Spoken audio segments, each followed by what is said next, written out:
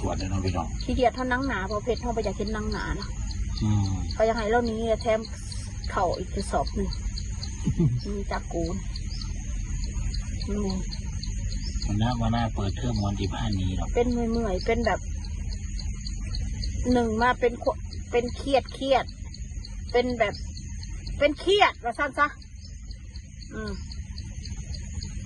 คำมาเลยเป็นชโวยกับชีวิตจะเป็นอีหยังบางเถื่อกอารมณ์ดีมันนางว่าวคักพี่น้องเมื่อยเป็นเมื่อยเป็นอยากนอนกินกาแฟก็อยากนอนขอสิลองไปซื้อเนื้อตรวจมามืออื่นก่อนเด้อพี่น้องเด้อมืออื่นไปซื้อมาตรวจลงมือกันไว้ก็แก้เดี๋ยวมันแย่มันจะเอาประทัน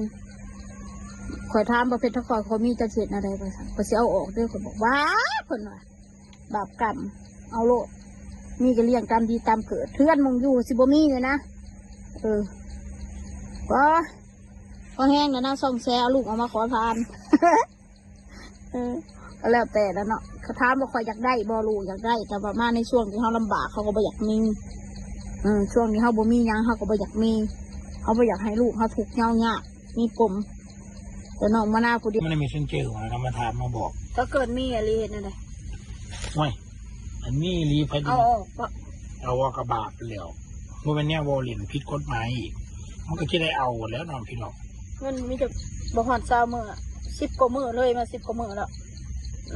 ก็สิมาวันที่14 15ประจำเดือนแต่มันบ่หนาเลยไกลขนาดนี้นะพูดถึง